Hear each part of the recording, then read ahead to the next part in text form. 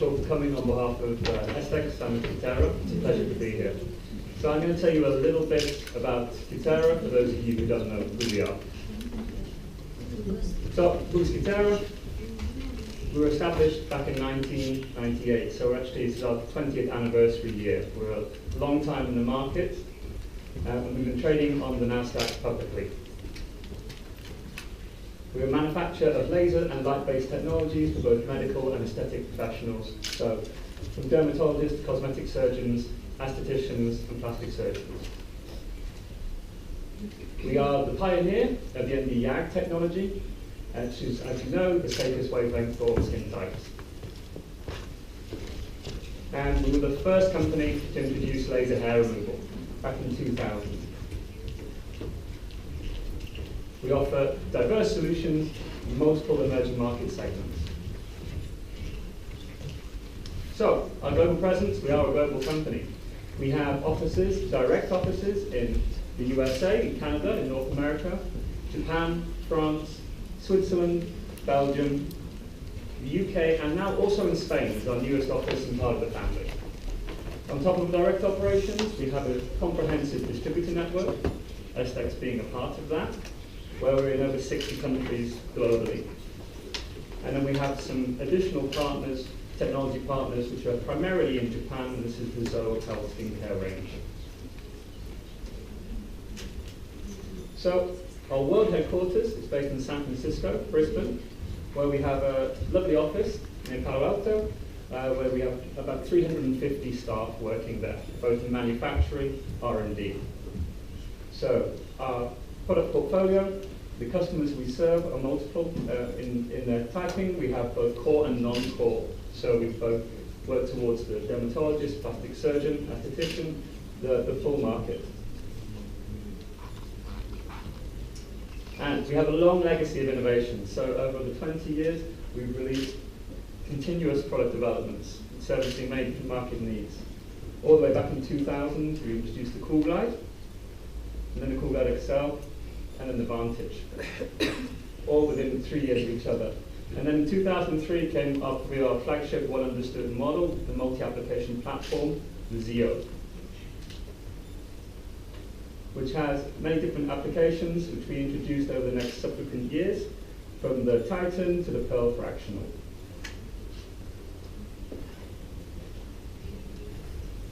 In 2011, we introduced our vascular solution, the XLV, which is now the gold standard globally for vascular treatments. In 2012, TrueSculpt, which is our RF body contouring device. In 2014, we introduced the XLHR and the Enlighten, the HR being primarily for hair removal, but other applications as well, including genesis and skin rejuvenation. And then we introduced our Pico Nano solution, the only Pico Nano solution on the market at this time, in 2014, the Enlighten, which is for both revitalization, rejuvenation, pigmentation, and tattoo removal. And in 2015, we launched the iteration of the Pico Genesis application. So this is the protocol for skin rejuvenation. And our latest product, actually, we have in 2016, is the TrueSculpt 3D. So an iteration on the current TrueSculpt launched in 2012. So our technologies are clinically proven in multiple high-growth markets. So obviously for the XLHR, we have the hair removal. The XLV, we have the vascular treatments. For the pigment and anti-aging, we have laser genesis and Pico Genesis, so both on the XLV, the HR, and the Enlighten platform. And then for fractional and ablative treatments, we have the Pearl Fractional, which is an application on the Zeo platform. And then for body, we have TrueSculpt, and tattoo, as mentioned previously, this is part of the Enlighten platform. So here we have the 3-wavelength technology able to target multiple different types of pigments and tattoos. So, to recap, we have a comprehensive product portfolio, Zeo, which is our multi-application platform, which is FDA approved for over 20 different indications. The XLV, which is the gold standard, for vascular and also for benign pigmented lesions, and also able to carry out genesis as well. This is FDA approved for 17 different indications. The HR, which is a premium laser hair removal platform, which is approved for 9 FDA indications, but also able to perform the genesis protocol as well. And finally, the Enlighten, which is our kind of our new baby, the Pico Nano, and is FDA approved for 2 indications. So without further ado, that's just a brief overcap of Cutera, who we are, what we do. I'll now hand you over to the very capable Dr. Nilsen.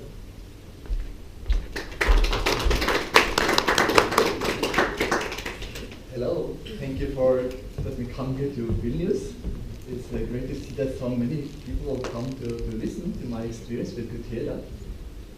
I'm a dermatologist, and I work with ordinary dermatology patients, but I also do injections with Botox and Restylane, and then I do lasers. I went to my first laser course in '85, so I'm really crazy about lasers. I've been working with them for so many years. But I also understand that you are also very experienced. I've been talking to some of you and been working with lasers too for many years. I'm really curious, how many of you are already used to work with lasers? And how many of you are the beginners wanting to start out? Yeah, that's good. Well, I used to do the laser procedures myself, but I don't have time anymore to do them, so now the nurses are doing the treatments for me, so I delegate it, so we have to be something I can trust that they can do for me. I will tell you more about this here. Some years ago, I've been making so much money that I could go to the bank and beg them to lend me 200,000 euro. I was going to buy a new laser, but with 200,000 euro on my account, I was just wondering if I could use it for something else, and I found this nice car. It's a second-hand car. It also costs 200,000 euro. And it really looks nice, and I really would like to have it. But luckily, I decided not to buy it. I bought the Cutera Enlighten instead. And that's good because that brings in money. This will just cost me money. But if I had bought this laser, and this car, and this is more for your beginners, I think no one would ask me if I had a driver's license. They would take it for granted that I knew how to drive a car. And that's a problem I see very often when people want to go into starting with lasers. They don't prepare. They don't take a license before they get the machine. They just think, which button should I push? It's like buying a Ferrari and ask, how do I get to the right? And the seller will say, turn the steering wheel to the right, and to the left, and to the left. And it's very good to have a basic training. We'll get really into it, and also remember to read at home. There's a lot of homework to be done to understand these kind of things. And everything we talk about today, it really boils down to the theory of selective photothermolysis. And it sounds a little maybe boring and complicated, but it's not. It's very, very easy. First, we have to find out which wavelength that is absorbed by target. And it's really what we shoot at with the laser beam. And in the skin, it's 3 things we shoot at. It's water, hemoglobin, and it's melanin. Or if it's a tattoo removal, it's the tattoo pigment. It's a little like it was a Star Wars. We had maybe the enemies, they will just be dressed in red. Then we will not have a laser gun that could just pick out to shoot at the red enemy. And our ordinary soldiers that belong to us should not be damaged. And then we could use a laser gun that emitted green light, because that's absorbed by red. So if we shot by mistake at someone else, nothing happens. If we shoot at their enemies, then we damage them or kill them. And I think that is some kind of gun that Trump or Putin would like to have. But we have it here to shoot at our enemies, for example, vessels. If it's a red vessel, we use a green KDP laser. It's selectively find out the red in the skin. But we really want to kill the vessel or the enemy. So we have to have too high enough energy to inflict damage to the target. Because if we go too low in energy, we don't damage the vessel. We don't kill the soldier that we want to kill. And if we take too high energy, then we burn out everything, even our fellow soldiers. So to find the right level of energy is important. And there's a thermal relaxation time. My wife, when it comes to Fridays, she's really tired. She's been working the whole week, and she likes to have a bath. And she will pour a nice hot bath, and she comes with a cup of warm tea. And when she wants to go in the bathtub, sometimes she hears, "Mommy!" That's our 13 years old son. He's hungry.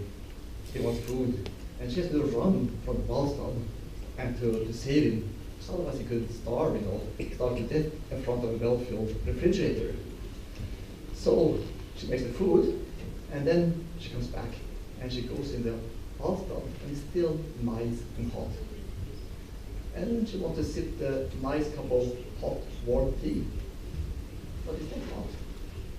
Because the little water that was in the tea had become cold when she was making the food. But the bathtub that is big is still hot.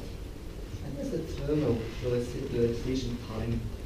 It is much quicker for a small subject to cool down than a big subject. Cup of tea becomes colder quicker than the bathtub.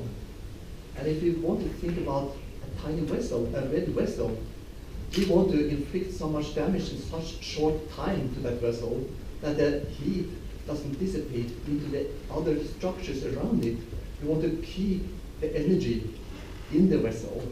So that's the thermal relaxation time, the time it takes for it to give away 50% of the energy to the surroundings. You got it? Yes. We're not a very big group, so if there's any problems, you can just you just ask me. And if I cannot ask, we have nice Cutera people, and if they cannot answer, then we have a lot of knowledgeable doctors here too to can help. This is something you've seen that before maybe. There's a translucent white balloon there, and there's a black balloon. And if you use a yak laser, I don't know how to start this one. Can I start it? Yep. So we'll see if you shoot it, what will happen. Shoot this first person. What's the button? Oh, no. No. You see the white balloon, nothing happened. And that's what we want to do. Should I have an ordinary microphone so I can move around a little? Is it good? What? Can I have an ordinary microphone? Yeah. Is it working? No.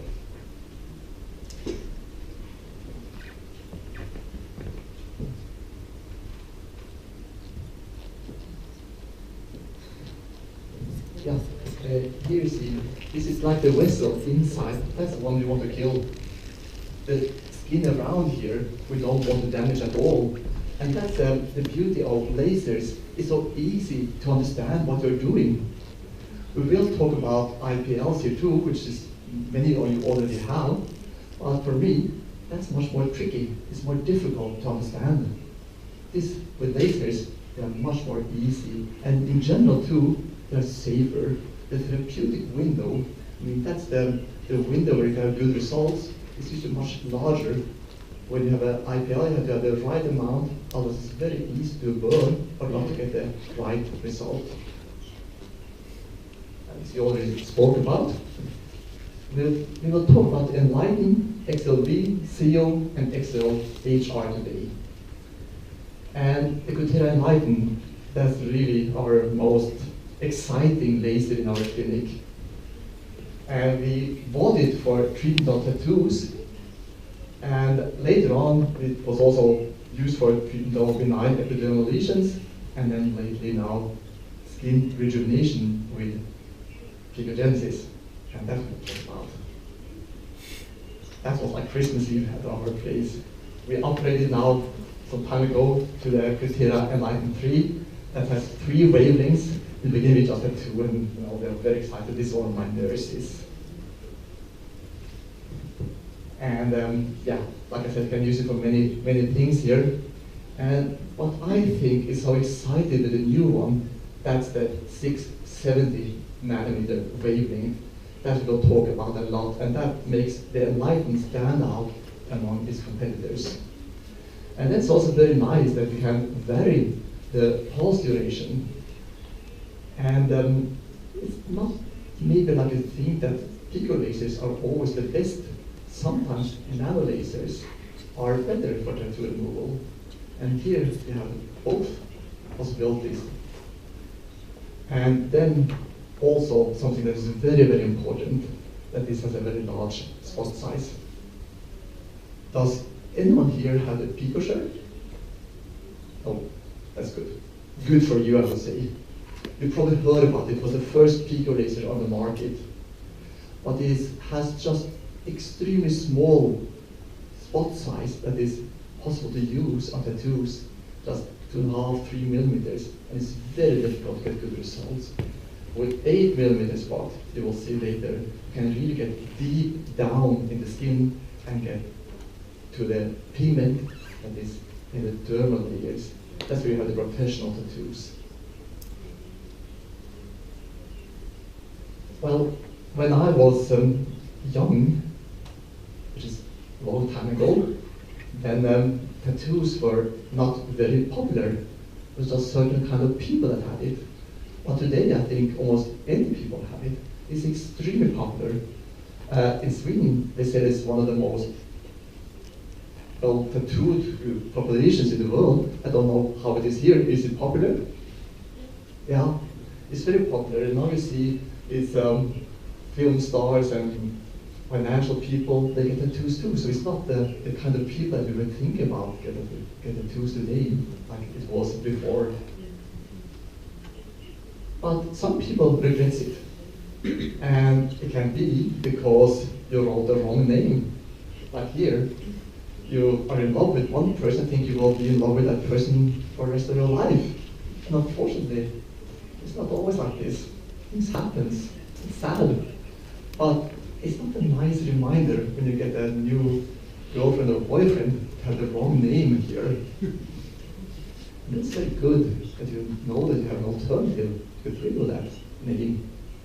Or maybe you want to do career, and not all kinds of jobs is so nicely still to be tattooed in. Or maybe you just don't like it. And you see they have so many strange tattoos.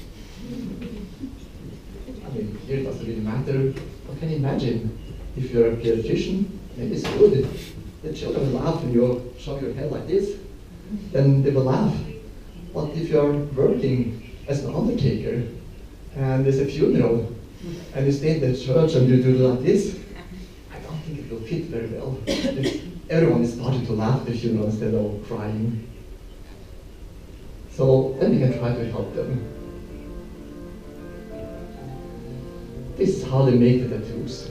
And it looks very elegant and nice. But I can tell you, it's not always the truth. Because I had a patient a couple of weeks ago that came to me. He had been in Thailand. And you know what he got in addition to the tattoo? Hepatitis.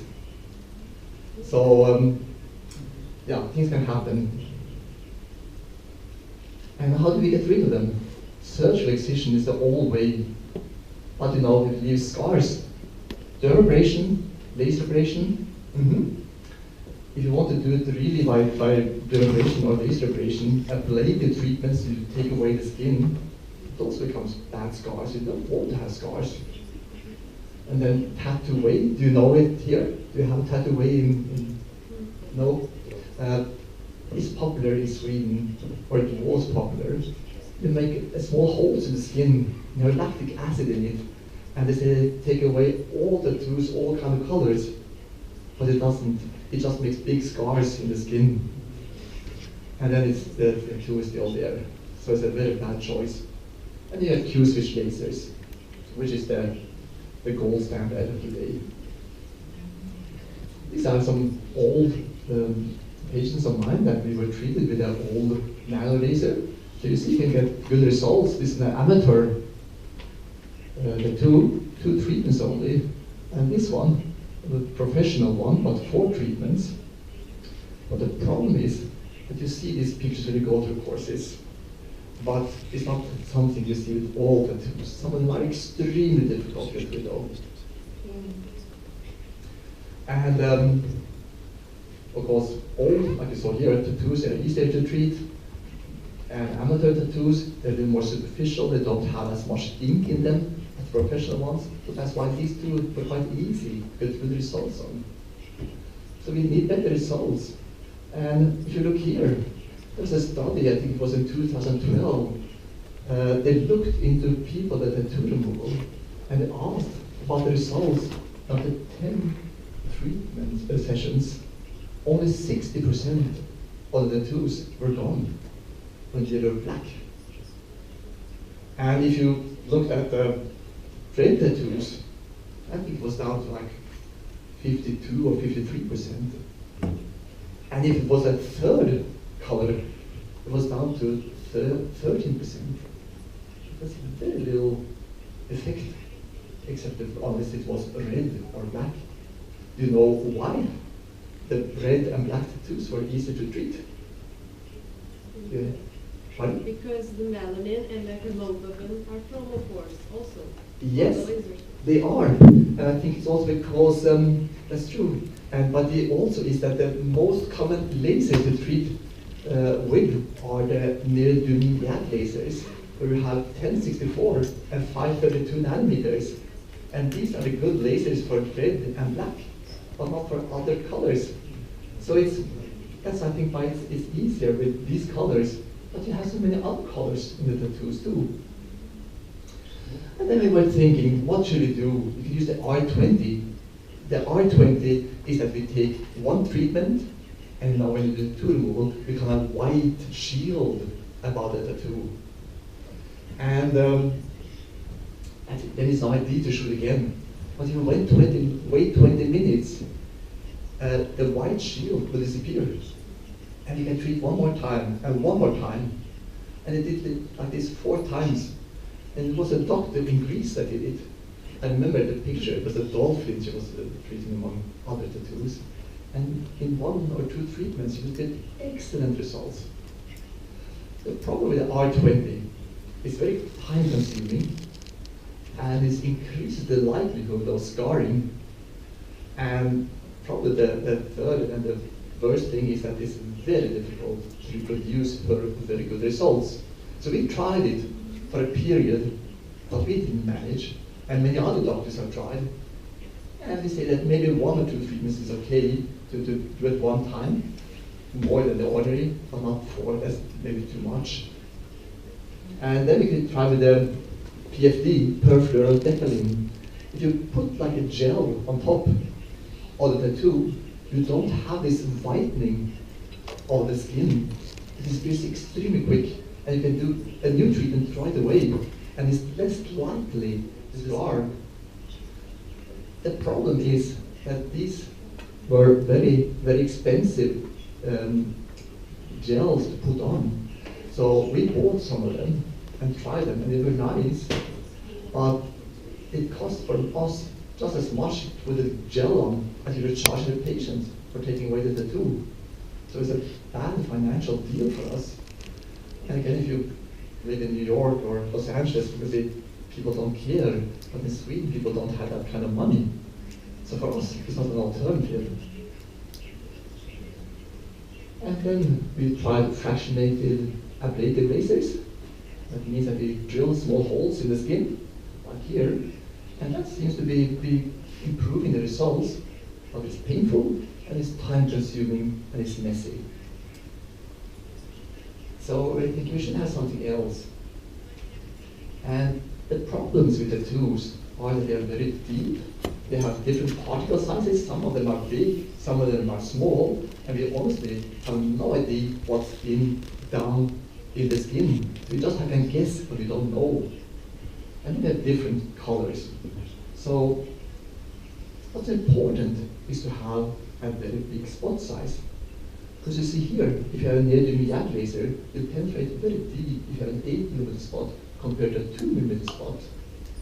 And here you understand why, like I said too, the picosure with just 2.5, 3mm is not enough to get down where the pigment is in the dermis. And another way to see here is when the light is coming in, it will be scattered going in different directions in the skin. And when you have a big spot, some of the light will go back into the central part, and they will help each other go deeper down. But if you have a small spot, then you will not have the help from light coming from the sides to help the light go down deep where the pigment is. So it doesn't function with small, tiny spots. And then you have the particle sizes. I think this is the major contribution from Cynosure, is to have a very nice picture, because everyone is using these kind of pictures now. They start with a big stone, and then it's pebbles, and then sand as you break down the tattoos. But I'm not sure, because this is done by publicity people, I'm not sure if it's real the science, because there's a very smart dermatologist in California, Rick Ross.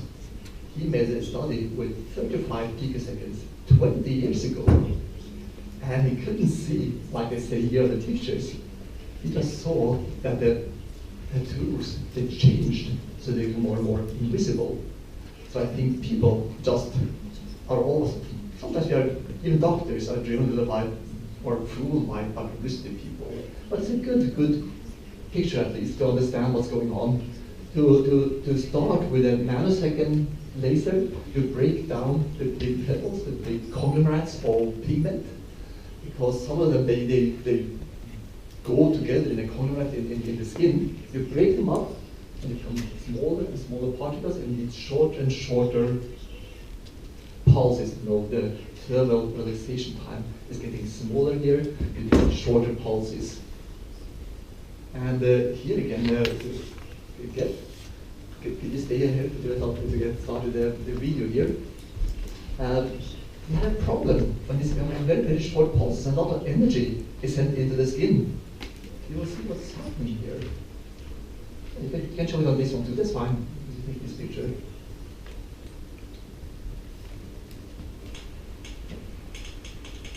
This is plasma. I didn't know what plasma was when I started with tattoos. It's a little like a lightning. When you see a lightning, then it's plasma built. I knew about the three states that matters could be in: solid state, liquids, and then gas. But plasma is the fourth state you can be in. It's a very unstable matter. And if you took the next picture, we can do the same with our enlighten. We can make plasma here too. It's so powerful. And that plasma is not so very good when they're having tattoos, because it takes away some of the effects. But we can use it for some other things that we'll see later. Well, anyway, here's a tattoo. And you can imagine that maybe here there are big particles making the really dark pores, and here's a little more lighter black. And here is probably smaller ink particles. So we will do maybe here nanoseconds first to break down into smaller particles. Here maybe we can start right away with picoseconds. And that the picoseconds lasers are better than the ordinary traditional lasers you can see here. This is treated with a very good nanosecond laser. I think it's 6 nanoseconds, which is very good really. And here is the enlighten with pico lasers. Pre-treatments, you see it's a much better improvement on the enlighten side than the traditional Q-switch laser. This is my wife's tattoo, the one she used to have. And unfortunately, it's not easy to get good pictures in real life, this was much, much darker than it appears here. And we started to treat it with a Q-switch laser many years ago, and we came to this stage, and still there's a shadow here. We could not get rid of the last shadow. We tried R20, we tried with flashlight lasers to improve the result. We couldn't get any further. And then we went from here, you can see the shadow here, to here. And that was just one treatment with an enlighten. And here we can imagine that here the particles have become so small that the ordinary Q-switch lasers that we used to have, they didn't manage to get it further. But with a picosecond laser, you see, it's almost impossible to see it now. And there's no damage to the skin, the texture is the same, no pigment loss, it's completely gone. And she's very happy, because what was very tough, and she was very happy about it when she was 18, and now that she's married and we go around in the world, it's not so nice for her to have her. So she's extremely happy to get rid of it. And then it's the last problem, is the colors. As we said, most lasers have the 1064 and the 532, which fits very well with these two colors. And these are the two most common colors, luckily. But problem colors are green and light blue. And we, with our old laser, we had some die kits that we put on, you know, the ones that you just screw onto the laser, and you change the wavelength from one to another. So you could have 585 and 650. And when you see that on some lasers that you go to look at the congresses, you know that they are die kits. They are not really integrated in the original laser. And then you will lose almost like 80–90% of the original energy through these die kits. So you don't have that much energy left. So the pulse sizes, the spot sizes will be so small that you will hardly have any effect. And they're expensive. Again, they're the same problem, especially with the green. When we were treating greens with a die kit, the cost of the die kit, because they are consumables, it was so expensive to use it, that was the same price as we charged the patients. And that's very difficult. When you're in private practice, you must make a little money too on it, even though you really would like to help the patients. So what did we do? Well, here you see, when you have red, the complementary color will be green, and for red tattoos, complementary is green, as you can see. Blue, you need a red light. And here you can see again what Cutera did. They came up with 670 nanometer wavelength. And it's very good absorption in green, and even in light blue. And if you think about the competitors, again, let's talk about the Picosure. They don't have as good absorption in green or blue as the 670 of Cutera. And if you know about the Cutera, which is also a very nice brand, they came up with 785. So it's pretty good absorption in light blue or green there either. So if you look at the 670, it's twice as high absorption as 785 and 1.5 times absorption as the 755. So that makes it so much better than the competitors in the market when they treat light blue and green colors. And now we start to have better and better results with our lasers when it comes to tattoo removal. Here, see, untreated tattoo color of the 795, it's not a very big difference. And if the 670 treatment, you see it's a big change there. It's much more efficient. And these are some results that you can see from the enlighten. 5 treatments. And this is a very interesting one. This is treated 6 times with a Picosure. Very expensive laser. And the result is not very impressive. And 2 treatments with enlighten, and it's almost gone. So that shows how much better enlighten is compared to Picasure. And of course, 1064 is so much better than 755 when it comes to black to deeper penetration. Loss of pigment is very uncommon with 1064, not very common with 755. There are so many advantages to the enlighten compared to Picasure. 4 treatments, and the red tool disappearing. And maybe I should try to see if it's possible to get this. Okay, no, sorry, it's here. It's a very powerful laser, and that's why we can have big spot sizes.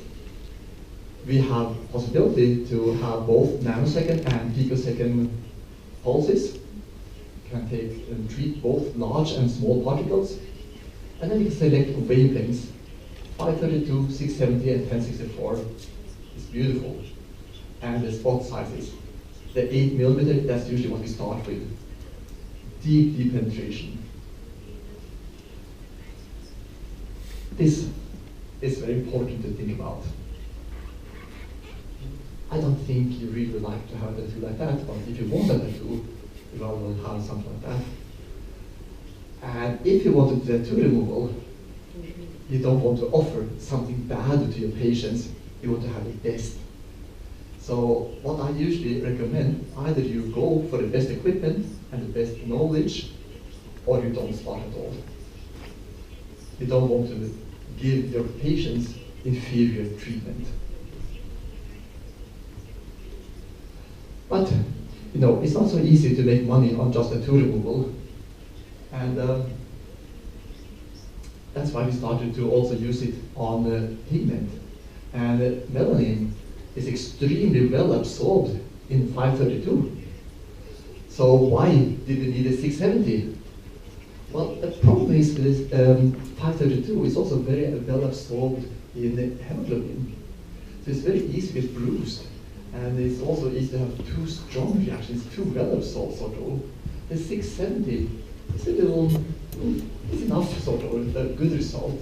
You don't get so irritated with the skin. So this is a very good wavelength for pigment removal. And we almost knew that because the gold standard for pigment removal before, you know what that was, which kind of laser? It was a ruby laser, 694. And that would be a little like here. But with the ruby lasers, it's difficult to get shorter pulses than 20 nanoseconds. You can get down to 660 with a 670 nanometer. And these are some results. This is Dr. Heise in Germany. Beautiful result. She is working in a town, I've heard she said that there's a lot of Asians there. And in Asia, pigment is a much bigger problem than wrinkles. They're crazy about this pigment. They just want to get rid of it. And this is post one treatment only. Beautiful result. And that's with a 1064. What she did, she used a little higher fluence here on the spots, and then she painted all over the face with a little lower fluence. And it's really beautiful. And these are indigenous. Nice result, post one treatment, 4 weeks later. You can do it with cryo too. I don't know, do you use cryo? No, it is a good treatment. I used to do it, but the problem with cryo, liquid nitrogen, is that it's so easy that you over-treat in the center here, and you end up with a white spot. Here you cannot see anything. It's very much nicer, more even results. Pigment results again. Dr. Heise is always very clever to take good pictures. On the lip, one treatment. And that's something that very often people forget to treat, the back or the hands. And we try to do treatments with the enlighten, but we also combine it very often with Restylane Skin Booster. I guess, yes, you do too. The Restylane Skin Booster is also very nice to get a little fullness here, because as we grow older, the fat disappears. And it's very nice to do a little combination treatment. And to have really happy people, then you must combine treatments. You just don't do one treatment only. You combine different treatments. That's when you get the really good results. Neurosol Ulta, I don't have any personal experience with this, but it's very common in Asia to have Neurosol Ulta, these pigmentary changes very close to the eyes here, or the Neurosol Hori, where you have on both sides. It's just one side, and it's Ulta, and Hori is both sides. And then you have Neurosol Ito, where it's on the shoulder. Can be treated here with pencil before. But, you know, like I said, tattoos only is difficult with money. But now we're a little optimistic. We're making money because what people in our clinic also have is skin rejuvenation. And we combine a lot of treatments, and this is one of our favorites now. That is, I will see if I mention it. This started here. Let's see.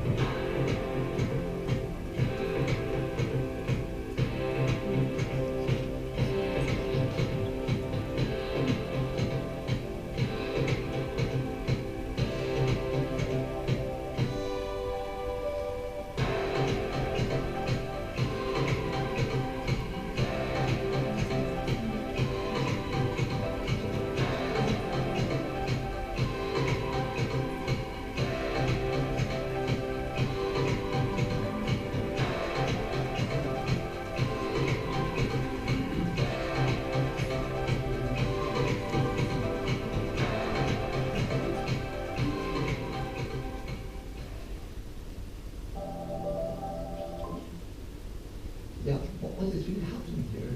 You know, we talked about the plasma building in the tattoos. We didn't like them. It's a reduced effect of the tattoo removal. But here we like them. We make small plasma bubbles underneath the skin, in the lower epidermis and in the upper dermis. And after 24 hours, this will be filled with white blood cells because of inflammation, and will heal and will improve the skin texture.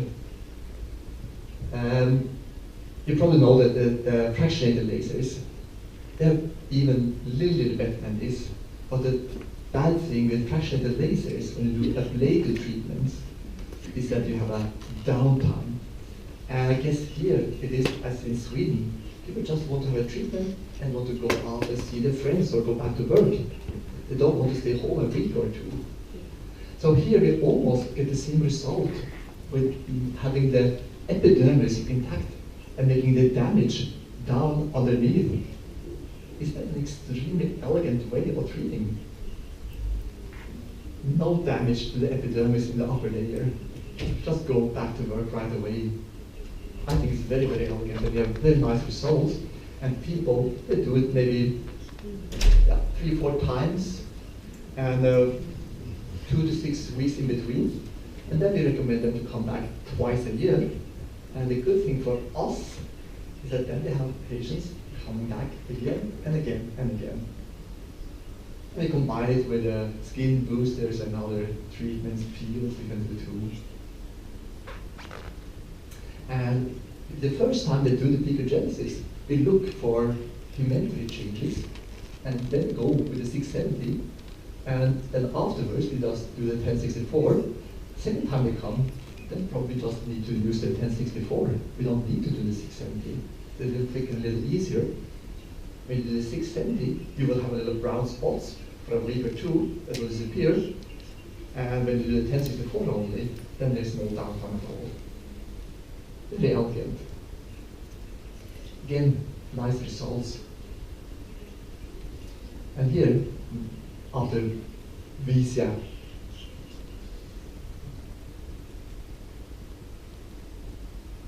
you see much nicer skin texture, less pigment problems. And here you'll see how you do the treatment in practice.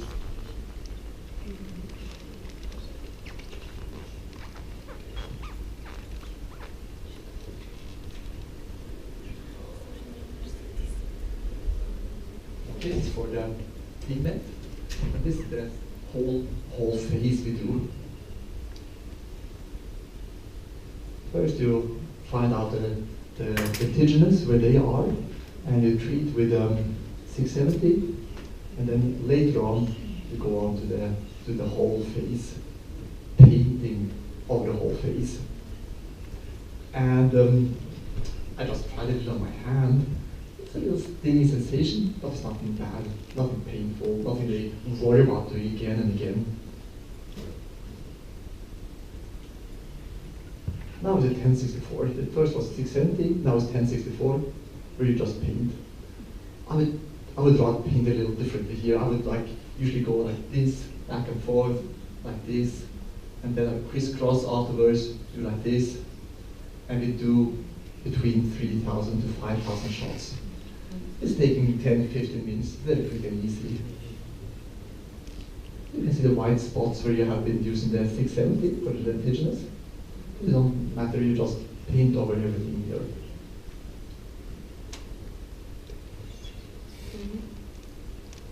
And now I will talk about something, picogenesis FX fractionated, that I don't have any experience with because it's something new. It's just something that we started out with very, very recently.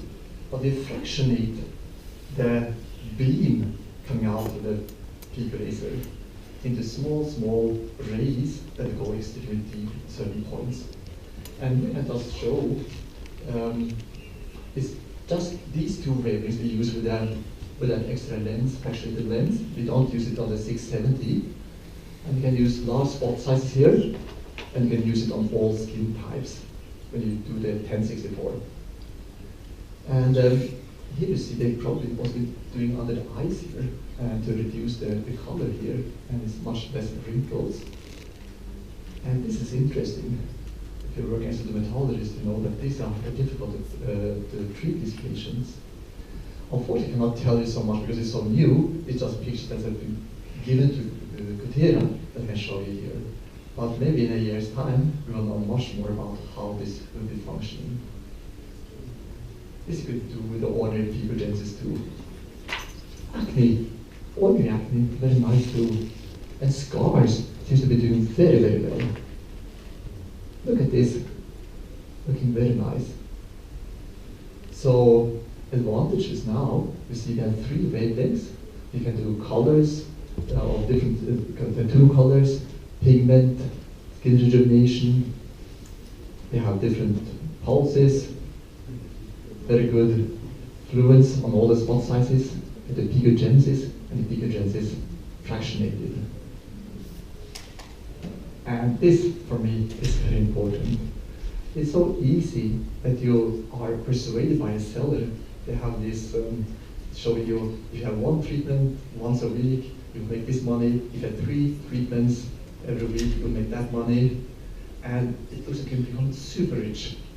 And it doesn't even matter, they say, if you have a little consumable, because it's so little compared to what you're making. But my experience is that it's very difficult to make these kind of numbers that the sellers will tell you. And the consumables, I hardly ever make money. It's difficult enough to pay for that one expensive laser. You should pay for using it each time too. So this for me is very, very important, not to have consumables. Now I think you are a little bored probably and tired, so I think there's a little break in the film here. Yeah, something stops, I'm driving. Parking is an absolute nightmare around here, isn't it?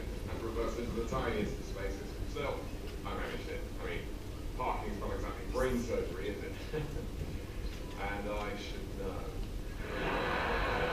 Why is that? You're a doctor. Careful, not a doctor. I'm a brain surgeon. Big difference. Big difference. Yeah, I actually know a joke about this. What's the difference between a doctor and a brain surgeon? One's not exactly brain surgery, the other is brain surgery. So, what do you guys do? I'm an accountant. Oh, that's good. Yeah, I could do with an accountant. Filling in those tax forms can get really confusing, can't it? Still, it's not exactly brain surgery, is it? I mean, brain surgery, believe me, is very complex. Are you an accountant too? No, I work for charity. Oh, that's a very selfless job, isn't it? I really admire you. I don't think I could ever do what you do. I say that because it's emotionally draining, not because it's hard. I mean, not exactly brain surgery, is it? Which, as a brain surgeon, is what I do. I don't need a drink. I'm a brain surgeon, you know. Yeah, you mentioned it. Oh, Jack, I think you know to the brain center. Around that. You know, I know. No, hello. So, Jeff, how do you earn a crust? Well, I'm a scientist. I work mainly with rockets. It's pretty tough work. What do you do? Well, I don't mean to boast, but I'm a brain surgeon. Brain surgery? Not exactly rocket science.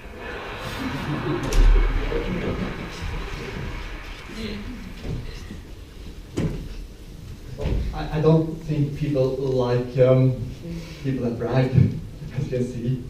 But I can tell you, if you have a Cutera enlighten and you go to parties, you don't have to brag because they will come to you and ask for, doctor, what about this spot? Can you do anything about it? Or my tattoo? So it's very good for your social life too, the enlighten. Well, now we spoke about the Cutera enlighten, we go on to the XLV, I think it was something, was it? Yeah. But before we start with that, do you have any questions?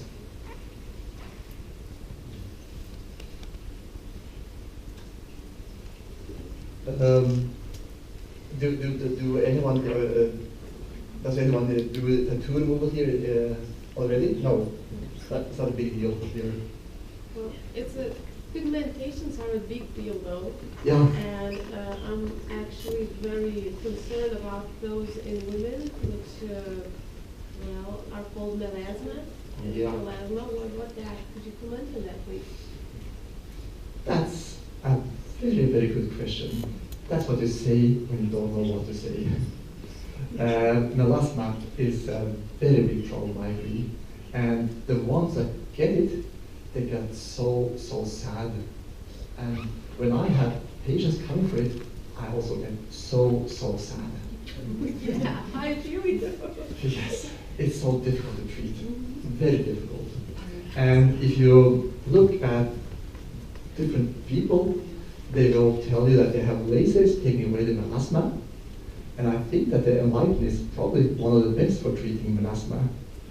But there's no laser, in my mind, that is really good for treating melasma. And first of all, what is melasma? I think we really don't know all the time what we are treating. Because it can be epidermal, it can be dermal, or a little in between there. And of course, it can go off the color. If it's epidermal, it's supposed to be a little more brownish. If it's dermal, a little more grayish, Tyndall effect, make it more grayish. It can be hormonal, contraceptive pill, pregnancy, and all these kind of things. Maybe sometimes it's just a woman's ordinary hormones. Sometimes they say that it's a thyroid problem. It can be different reasons why you get it. And that's making it very, very difficult. First, I think we need to be more clever in the future to make a diagnosis. What is the reason and what kind of melasma is it? And what you have to be careful if you want to involve laser treatments, and we do that on some people, not many, then you must do very, very low fluence. You can use this one. You can even use the XLV, the vascular laser. Afterwards, too, you can use that one too, but with very, very low fluence. And why? Well, if you have too high fluence, it will cause irritation in the skin, and you get post-inflammatory hyperpigmentation. You get worsening. So I usually end up with a combination of hydroquinone, cortisone, and tretinoin combination for treatment of melasma. That's my mainstay of treatment. And if the patient really insists, and if I understand that she understands what I'm telling her, then I can combine it with enlighten treatment. And we have a plastic surgeon working in our clinic. She's from Brazil. She's a very beautiful one, but she has melasma. And we combined the treatment, the medical treatment, with enlighten, and she's become so much, much better. But you have to continue, and that's the thing. We have very many immigrants in Sweden, come from the Middle East, and the problem is very often with language. And very often when we tell them, they say they understand, but maybe they don't understand. And if they get a little worse, they think they're already paying so much money, they don't understand that you have to continue to treat all the time. And then we're in trouble, because then they want free treatments. We can't give free treatments. So we always explain before, we often sign papers and so on. So no, I don't have any comments on melasma. Just be careful, otherwise you end up in trouble. But the question is very good. Yeah. Another thing I would like to maybe comment too is last year, in April, I was in San Diego at the American Society for Laser Surgery and Medicine. It's an annual meeting. It's very nice to go to. It's a very famous dermatologist. He was making a point of treatments of lentiginous. And lentiginous, extremely easy to treat. And you can use IPLs, cryo, lasers, whatever here, they disappear. But sometimes they reappear. And that happened to him. And it turned out it was lentigo maligna. And that's something we should really be aware of. And he said that if ever you see something come back, it doesn't have to be maligna, but it can be still benigna, but have it in mind and be quick to take a sample from it, so you don't do something really, really bad. And in our country, it's a little strange in Sweden, you see, because we have restrictions when it comes to doctors, what we are allowed to do. But when it comes to people that have no medical background, they're allowed to do anything with lasers. So here it's much better. Here's doctors and nurses that are allowed to do treatments. And that's how it should be, but not in Sweden. And when you ask people that have no medical background, they just say it's so easy that you benigna. You just treat them, and if you see a maligna, well, then just send it to the dermatologist. But me as a dermatologist, I've been a dermatologist for so many years, I still find it very difficult. And I have to take lots of samples all the time because I'm insecure. And unfortunately, sometimes I get surprises. So here it's very important that you know what you do. And I told you, myself, but they always have me looking at the face before they start doing lentigo benigna, because there might be lentigo maligna. So that's something to really bear in mind. Other things that you can think about.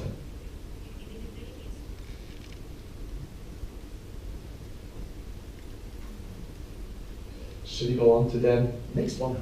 XLV. And I think the XLV, if I should just have one laser, that's the laser I would like to have. I usually say it's the dermatologist laser. It's a good laser for anyone, but why it's a dermatologist laser is because we see so many people each day with red faces. Rosacea patients, there's so many people having that problem, and this is a good laser for this. Here are some of the things we have. I think this was supposed to be rosacea, but it's, if you see the rough skin, I would say it's more like keratosis pilaris rubra facie, the red face that you see on these patients. And they're very, very upset about the red color. And I'm working in Sweden, I'm originally Norwegian, and in Norway, they have certain groups of people with red faces. They're so sad about them. And redness, for example, on the nose, when you have rosacea, well, I had a patient the other day, she says that she never gets out in the morning to pick up the newspaper unless she puts makeup on her nose in case the neighbor will see her. So this redness, their life is all about controlling the redness. And this could be rosacea too, or seborrheic dermatitis, I'm not sure. At least you have telangiectasias here you can treat. And if you have been papules and pus, you also can treat even them.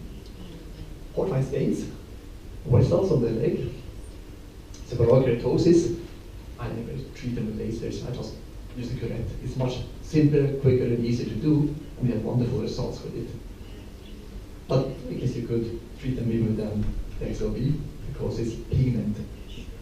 Pentigo benigna, yes, it's a good indication.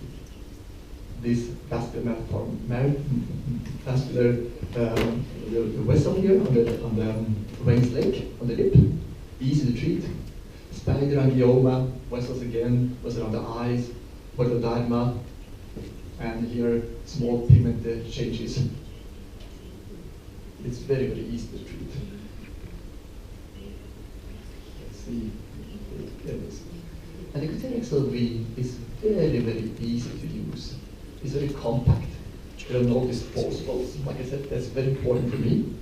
It's low cost and real-time calibration, which makes it very easy to go from one spot size to another, or from one fluid to another. We will talk more about it. And a very good interface. And you can see through the glass here, it's very, very easy, good cooling. The cooling I will talk more about when it comes to the HR. And I would say that the cooling is not something that is just added on as something you buy extra. The cooling is an integrated part of the laser. That's why it is one of the reasons why it's so extremely good, this laser. And we've had it for 4 years, and thanks to the cooling, we never burned one patient with it. And that's a little bit impressive, because the 532 has so high absorption. We have another one, Alexandrite, which is not from Cutera, unfortunately, but there, it's really easy to burn patients when we don't have a good cooling that Cutera has. Here you see, it's very easy to see the vessels in here. You know what you do if you have IPL. You have a big plastic thing that you cover the whole face with, and you hope and wish for the best. Here you see what they're doing. Very easy. You can change. If you have a little tiny spot you want to treat here, you get tiny little spot. If you have something bigger, you can go to 10 or 12 millimeter spot. But with an IPL, it's a little more difficult to change spot easily. So it's very, very easy to use. But we also have a dye laser. We have a Sanshire Synergy, and that's the XLV, and that's a simmer that belongs to the Synergy. This takes space, and what you don't see so well here is going far behind this very, very huge laser equipment here. This is tiny. This takes a long time to start up, and it's very noisy. This is quite quick to start, 30 seconds or a minute or something, and it's up and running, and it's reasonably quiet. This is easy, just you start it on when you need it. This you keep on because it takes time to warm it up. And then, when you want to change spot sizes here, you have to take a handpiece and put it on here, and that'll look This is a stupid picture. Look at me smiling. I'm smiling to look good on the picture. But when I'm alone, I'm so upset because I'm so scared of losing these handpieces. So I take between my legs the cable, and I have one hand with a lens here, another lens there, and I really have 3 hands there to help me. It's so difficult. But of course, on the picture I smile, it looks like I'm very happy I'm not. And I have to calibrate each time when I change pulses, fluence and wavelength. I have to calibrate. It takes time. On the other hand, with the XLV, this I thought we should treat it like a small segmentation in the skin type 2 skin. You just push here, skin type 2, then you push here, next picture here, segmentation, and yeah, I mean it's very easy. You don't have to be embarrassed like this. And the next thing, push phase, segmentation less than 2 millimeter, and now become parameters. And I guess you have the same experience as me. When you have these presettings, they don't function. But these do. You don't have to deviate from the settings that I recommend you. These are good settings. And if you want to, you just add the fluence a little. You will auto-calibrate. You can change the pulse duration, the rep rate, spot size, everything. Nothing. Everything is done by the equipment. You don't have to weight anything. It's done on the spot. And here, it's 5 degrees. That's what you want to come down to. Here it counts down 17, 16, 15, and 5 degrees. Then it's excellent for vessels. If you want to do pigment, you want to have the heat in the skin instead, in the epidermis. Well, then you can increase the temperature up to 20 degrees. And you treat the pigment instead of the vessels. And push here, you change very easily from 532 to 1064.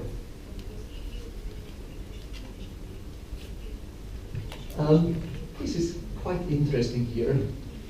You see, we have 2 peaks here, 542 and 577. That's where you have really high absorption in hemoglobin, oxyhemoglobin. And on our pulse dye laser, I forgot to talk about consumables. It's expensive. Our dye laser has to be changed, the dye 3 times a year, and each time it costs 4,000 euro. That's a lot of money. There's a lot of patients before you can pay just for the dye. The XLB just goes again all the time.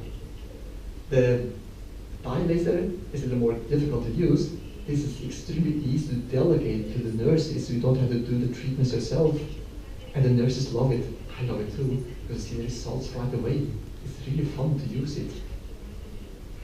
But anyway, here, you see, that's the absorption curve, 532, and that's the 595. And it's 5 times higher absorption in oxyhemoglobin at 532 than at 595. So it's extremely efficient. It's a very good treatment. But sometimes you don't get the good results that you want to. And then it's excellent to have this one, 1064. You can go very deep with it, and you can treat it with a little more darker parts of portwine stains, for example. You have it in the laser. With the Candela Bevin, you just have this. With XLB, you have both in the same laser. Very, very quick to change. Or if you want to do treatment of vessels on the legs, sclerotherapy is still our first choice, but yeah, you can use these ones too. So here, 532, then we do go for the red, the pigment. We will go for red again, but these ones, that's more for 1064. I want to go deep, the wings legs.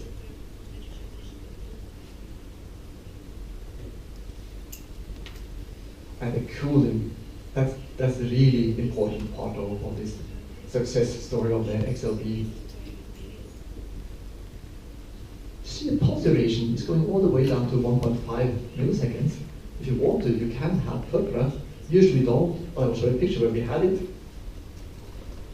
These are one phase, part of the face treated with KTP, one with a dye laser, and was better result of the 3 treatments with the KTP than the dye laser.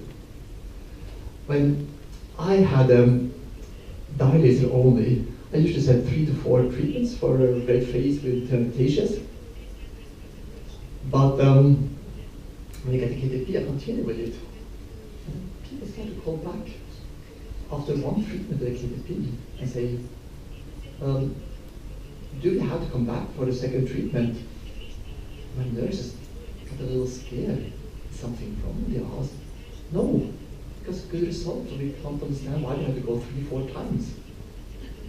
But that's true. It's a much better result with the KTP. And we are very insecure with them. Maybe it was not so smart, but maybe it was better with the dye laser because they had to pay 3-4 times. But the thing we saw quite quickly was that people are so happy. So they start with someone at work, and look at my nose. And then there's someone else at work that also has a red nose or a red spot, and they come too, or family members, and they in the family usually with red faces. They come too, so it's still very good for business, and people get happy, and they talk about you, that you are clever, and that you are blah blah blah, and that's also very good for business, and it's a nice feeling. This is a KTP result on treatment. And on vessels, but here it's very, very important to have good eye shields, ocular eye shields to really protect the eyes. It's so dangerous. Now 532 is quite superficial, but I wouldn't rely on it. It's easy to do really bad things. So I'm not very happy to treat on the eyes, and sometimes people insist. We haven't had any problems, but we always have metal eye shields inserted. It's very quick and easy to do with a little extra work. This is interesting. This is the just KTP and 4 treatments for rosacea, and you can see what kind of nice results you can get with just a laser. But what I usually tell the patients, if they have papules and pustules, then I recommend that they even take medicine. But what I very often see that when people come from other dermatologists, they have got very good treatments with medicine, but they have no result on the telangiectasias and the redness. And then they say that their doctor was not very clever. Well, he was, but I always tell that the redness, the telangiectasias, you have to take with the laser, the medicine to take care of the inflammation. So you combine the 2 treatments to get the optimal result. And that's why it's good to be a doctor to do these kind of treatments, and not like in Sweden, where petitions maybe are doing treatments without any doctors there. So easy to see the difference, but it's improvement on diffuse redness, which is usually the most difficult to treat. And that's because there's not so much pigment here compared to in a vessel, So here you have to have a very good absorption in the hemoglobin as a KTP laser. So we have much better results now than when we had the dye laser only. That is not bad. Not I'm saying dye is good, but it's expensive and it's much more problems with it. And you have better results with this one. It's much easier to use. Here, rosacea 2. And a spider neoma. And this is very interesting. Any ideas why they have been treating both with the 1064 and the 532? Can anyone come with suggestions? The middle is very deep. Yes, that's right. That's right. The vessel, the central vessel, the arteriole here, is a deep one. So you start with the 1064 here to take the feeding vessel, and then you can go and take the 532 around here. I have to admit that very often we just do this, but here the doctor has been using both, which is a very smart way of thinking. That's exactly like you say. Here, another spider. And here is a little redness, that's probably for seborrheic dermatitis. There's nothing to do with the treatment, but the vessel is gone. Spider angioma. And these very grateful people, I have them, lumberjack, a very tough man. He was coming here for a month ago or something, and his dentist sent him, because he's also a patient of mine, and he said the lumberjack is like all the time looking for mirrors. He wants to see himself in the face, because he thinks he looks so good after treatment. He doesn't look very happy, this man. He's swollen, and he got purpura. And this happens. You don't have to have it in general. But even the patient realized that when he sent it to this picture to the nurse the day after, maybe I'm looking a little sour, he was thinking. So right afterwards, he sent this picture. And he said, I'm not scared, I'm very happy. And this is just one treatment. He needs more treatments, but if you see, look at these bigger vessels, it's a little different angle here, but you can see it's much less vessels with just one treatment. He was extremely happy. He hasn't come back. He's been talking with us, and he says, I probably should take one more. And he's not scared about doing it one more time. But again, very good improvement with just one treatment. Portodema, very unsightly, very common, and it's a combination of vessels, redness, and pigment. And here you can do both, because you have the 532, both that can go after the pigment and the vessels. Very good result, extremely good result, I would say, with just one treatment. And here, 3 treatments. And you see that they've been using 10 degrees, there are 5 like we saw. That's because they wanted to take more of the pigment here. Tigo, we saw it being done by the 670, which is a very good treatment to do. But you can also do it with the 532, but it's much easier to get bruising. You haven't got it here, but especially if you do the Q-switch 532, you almost always get very bad bruising too. You be very careful because of the high absorption. It's so easy to have problems if you do it too tough here with the 532. Lentiginous and vessels. Probably could do, now it was just 2 treatments, but we could do more treatments here, of course, to get even better results in the vessels. So some damage. That's what we live off, the people, the stupidities that they did when they were young, to be in the sun, to improve the skin. Then they got portman stains. You can combine the 532 and the 1064. So it's a very good advantage compared with the dye laser. I see some studies they say that with just KTP versus PL is more or less the same, but then when you add on the 1064, then you get a big advantage.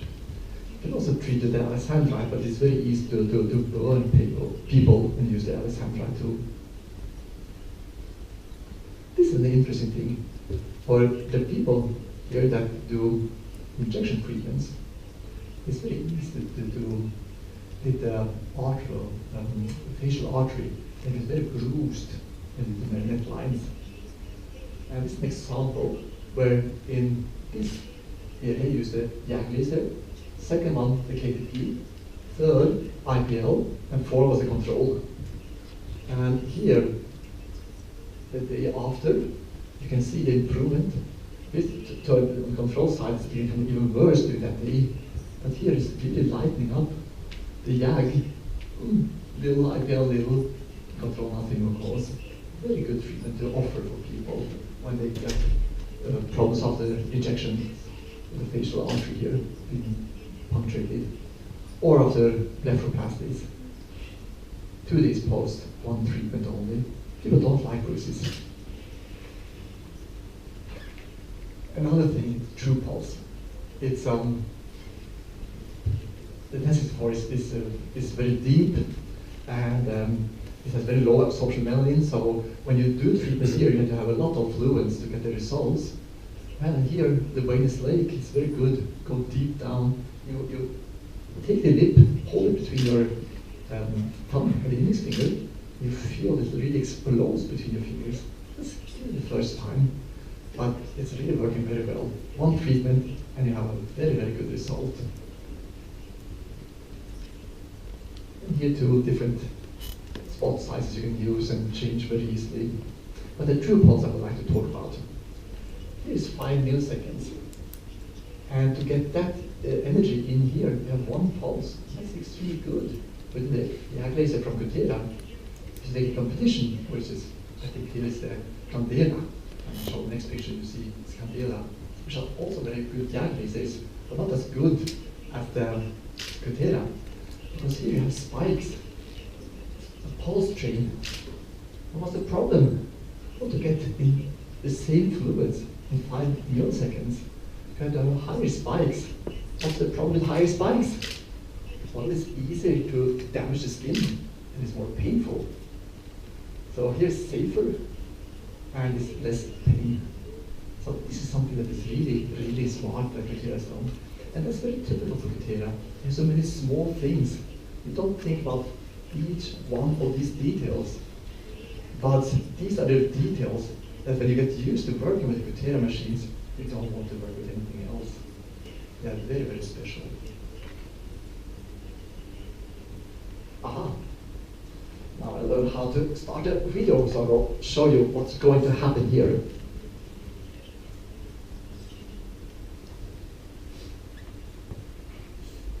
Again, you see through the sapphire glass very easily.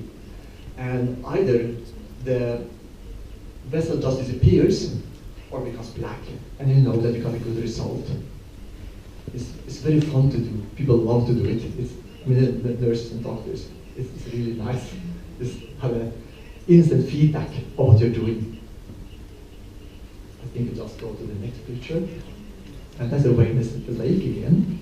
1064, because you want to go deep. You can do the pulse dye laser, but usually it's too superficial. So you don't have the effect as with the yak laser here. Nice before and after. And vessels on the décolletage. Eyes, again, be careful. This 1064, they are deep. Careful, careful. You can really get blindness after treatments with the yak laser. It is, as Thomas said, it's safe wavelength. It's also one wavelength you can really do. Probably I can tell you. Not double pulse with it, because then you can get the levitation on top, it looks like, and half an hour later you have a big deep ulcer. It's a very deep wavelength. So you should really know what you're doing with the yak laser, but of course it's much less likely that you get in trouble with Cutera with this beautiful true pulse than if you have other yak lasers. Forehead. Again, most of the vessels we will treat with on the legs with the scale therapy. I have a nurse that is very clever there. But for the ones that don't want to have needles, they scale them, then they can use the laser, which of course is more painful than needles, but there's no needles. And before afters. And it is really thin and red. You can also try it at 532 as they have done here. And here you have iron deposit.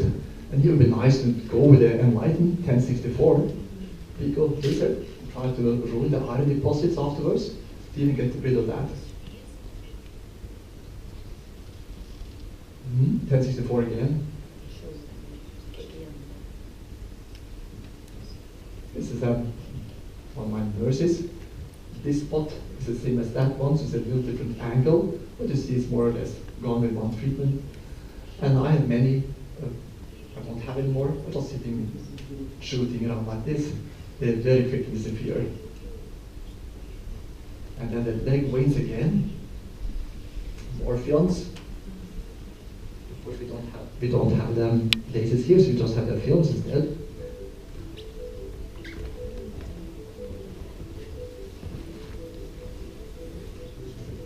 You see how beautiful it disappears? You understand why it's fun to use it? Beautiful.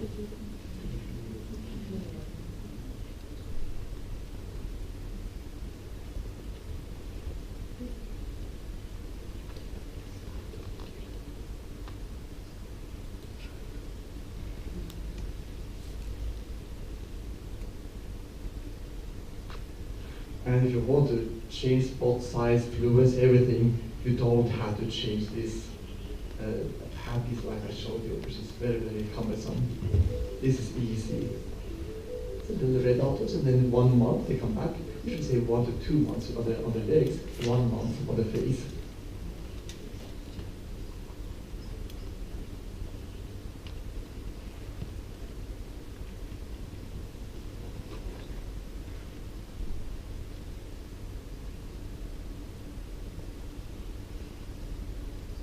You see that it's very important to cool all the time so you don't damage the skin. You want to have the energy in the right place.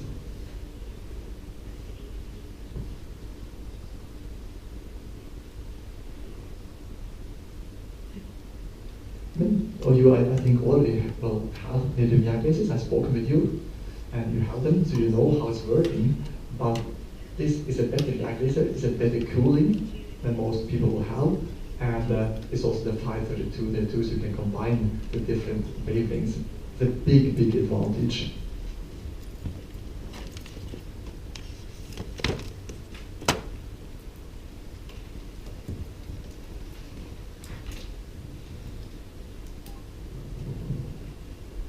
We have this one.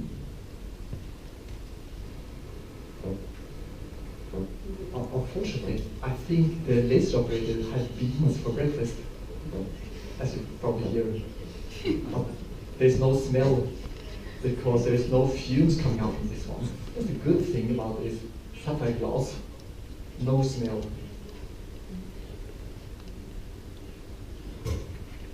Here they've been painful. on the face. It's a little painful. On the legs, it's usually very painful. I think some of you have yak lasers. Yes, you are nodding. It is painful. People complain. So I would say always start with sclerotherapy. It's cheap, it's easy, and very good results. But not everyone wants it, and it's very good as an alternative. Sometimes you don't get the results you want. You have matting, for example, after sclerotherapy. A lot of small vessels in a restricted area. Then it's very good to have the laser get rid of this matting. Then you have the, like I saw, the iron deposits. It's good to have the enlighten to get rid of it. So the more thing you have of different lasers, the more you can combine, the better results you will get. And here is the nose. We can talk a little about that. They've been using, that's cool, right? It's not the XLV, but it's the Cutera. They will treat very, very big vessels on the nose, I think. Let's see if it's coming up. Now it's coming. And it's done by the yak laser here. And it's smart because they're very bluish and they're big. And that's very good for yak. Still, yak is very deep. So I will be a little careful and maybe try out with the 532 first to see if it's possible to get the results there. And then if it's not, then of course you have the 1064 and maybe have even a smaller spot size, not so have so deep penetration. It's a little different cooling system there, so they treat it a little easier with the XLV. And again, specifications for the 1064. You see they have big spot sizes here, repetition rate, quick. Yeah, now this is Genesis V. I'm sorry, that's something special. Anyone use this kind of thing, the Genesis V? No, that's a very interesting thing. You take 0.3 milliseconds. I would say anything between 0.1 and 1 millisecond, we call it this Genesis. And you take a yak laser, and you have a reasonably big spot, and you just paint back and forth like you did on the Pico Genesis. And it goes after the microvasculature. So it reduces redness. It's good for rosacea. It reduces rosacea. And I see a patient that did abdominoplasty. They took a picture with a thermal camera of the skin here. You see a lot of hot spots. And then you saw a cross-sectional skin, and it's also in 3 dimensions. You have hot spots in the difficult to about them. And of course, as always, with Cutera, very elegant solutions. And you can see the temperature reading here, that you have the right temperature. You will have to try to have a temperature between 40 and 45 degrees. If it's more, then it is getting very, very painful and can burn the patient. But this is the right temperature intervals. And what's really happening is that you will have a release of something called heat shock proteins in the skin. And these heat shock proteins will stimulate fibroblasts to make collagen, new collagen.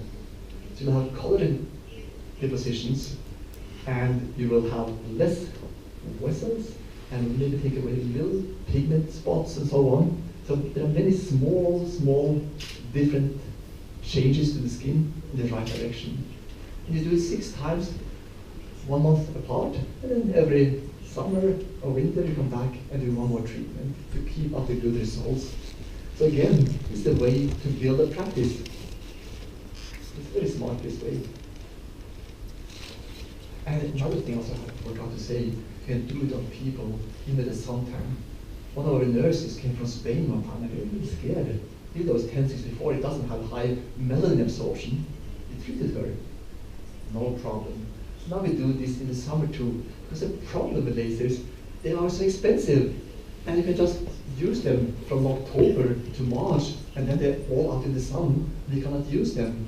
But with this kind of treatment, you can use it the whole year. It's much easier. And what you do is to paint back and forth, a little like the picogenesis. You just go back and forth, even here like 5,000 shots probably. Very quick and easy procedure. And you'll get up to 10 days ago only. And she did a treatment a few weeks ago. And look at the diffuse redness here between the acne. And look how much whiter, clearer the skin is after just 1 treatment. She doesn't need any medicine. She will come to me for new treatments. But she will also have medicine in addition later on. But the problem is that I have a long wait to come to me, so they start with the nurses. And then they'll go quickly here. Our spot size, no. You can decide if you want to have purple or not. Very easy to see what you're doing. Good cooling. Can treat the red things, brown things. Quick start. Quick cool down. Ease the calibration. The Genesis V, like we showed lately. Very good extra add-on. And you can treat all parts of the body. And all skin types from 1 to 6. And you add a thing about the yak laser. And important for me, I don't want to have consumables. No consumables here.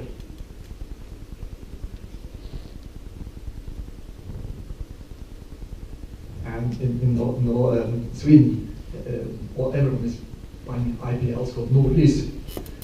And they say that it doesn't cost very much to use it, they just pay some cents each time they shoot. But one of our older YAG lasers, we saw that we've been using it 16 million times, 16 million shots.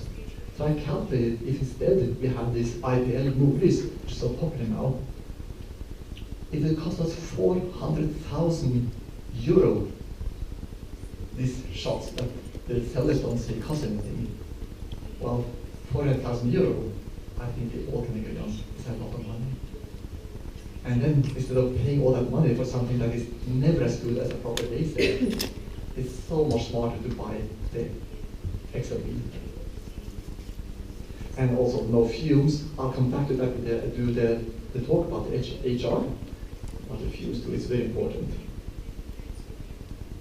And now, you're probably bored of listening to me, so now we'll talk again. But before I did again the microphone here, is there anything you want to ask me about when it comes to the XLV? Yeah. XLV has a lot of good range of spot size. But, oh, sorry, yeah, the XLV, yeah. Yeah, but In every sport size. Is it working in every sport size, for example, the same fluent? Also Kiki. Yeah, I actually haven't been thinking about it, but yes, when you change the spot size, you will keep the fluence of a certain degree. If you have a very, very high fluence and you're increasing, or it will not be possible to have the same fluence when you have a very big spot size. But was that the answer? Yeah. So you cannot, because then you will go down. But you usually don't need to have a very big spot. You usually don't need that big fluence either, because we compensate it by a bigger spot. For example, I can say we have a 1.5 millimeter on one of our lasers for the YAG for the nose, and there on the nose I use 250 to 300 joules per square centimeter. That's an awful lot compared to, for example, the KTP laser, and I'm using maybe 7-8 joules. But that's because the absorption is so much higher in the KTP, and the YAG has very little absorption, so we have to compensate with very much fluence to put a lot of energy in this game. Is that sort of answer? What's about pulse length? Pulse length do depend. Depending on the software, is it depending on the sport size? Pulse length. Yeah, you can change them as you want to. You can do that to a certain degree there, yes. But you have to think when you do longer pulse widths, then you have to think that you will maybe not have the high specificity when it's too long pulse widths. I don't know that I understand your question completely. Can you elaborate a little on it? And in some ways, the software restricts the possibility. Yes. Yeah. Yes. Here you have restricted possibilities too. To certain, when they think that you go out of the range that is safe to use, it comes restrictions. But it is, I think it's called an expert mode, isn't it? That you can go to, that you can change this and more or less do whatever you want to. But we usually don't do it because we don't really need it. So we've just been using the suggested settings, and there we go a little up and down with the pulse width, the fluence, and so on. So it's really not a practical problem for us here. With the XLV, we have a power, peak power of about, it's a little bit less than 1,000 watts. So if you compare the KTP laser of the XLV to the small KTP boxes that are on the market, like the Iridex or some smaller KTPs, they have a power of like maximum 8 watts. So when you change the fluence in that kind of laser, you have a certain small spot size. Yeah, absolutely. One or maybe maximum 1.5 millimeters. And then if you want to change the fluence, you need to raise the milliseconds, so the pulse duration. That's not the case with XLV. So with XLV, you choose a spot size, and in a certain range, you can change your pulse duration and your fluence independently. So I can change, on the software, I can change the pulse duration myself. Yes, you can do whatever you want. It's not like automatic changes when I am changing the power. No. Okay. And also KTP also has Sapphire cooling. Yes. And it's the same handpiece, so you never change handpiece, you just change wavelength on the screen. And it's the same handpiece. And it's you can change the spot size just by pushing. And changing spot size, I could change the fluence and change the pulse length absolutely independently. Independently. One more question. If some malfunction of one of the laser, for example, KTP is absolutely dead, could it work with the NDR? Yes, you can. It's not a connection between them? Only if it's the power supply that will be. Power supply cooling system The cooling system is is not- independent? Okay, thank you very much. I think I'll just go back to this picture. It's a bit easy to see.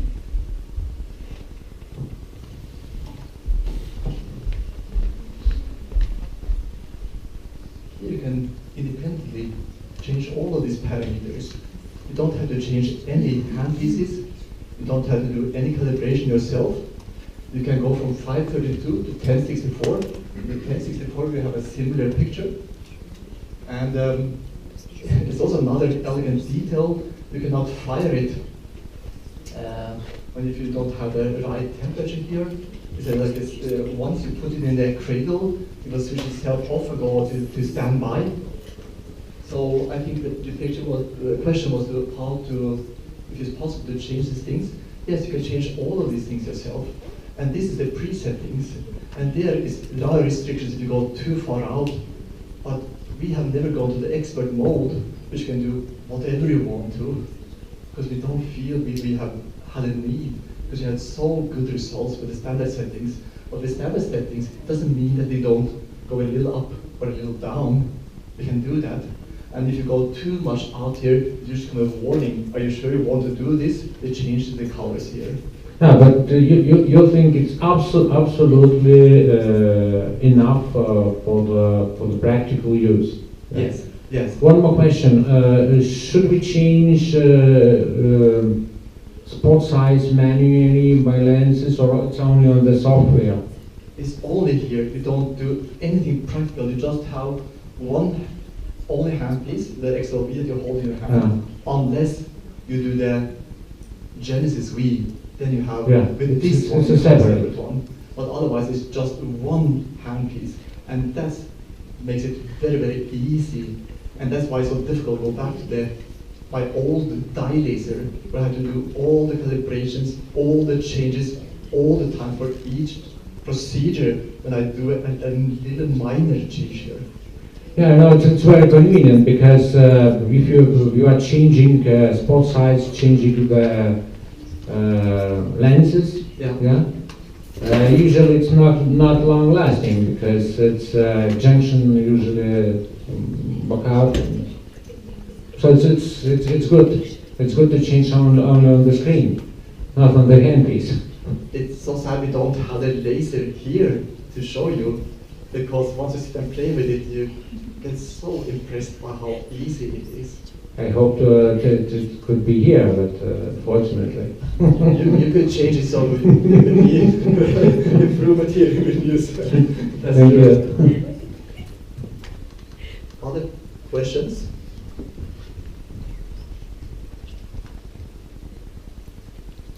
Thank you. It's you and Zero. Breakdown. Oh, you break down. That's good.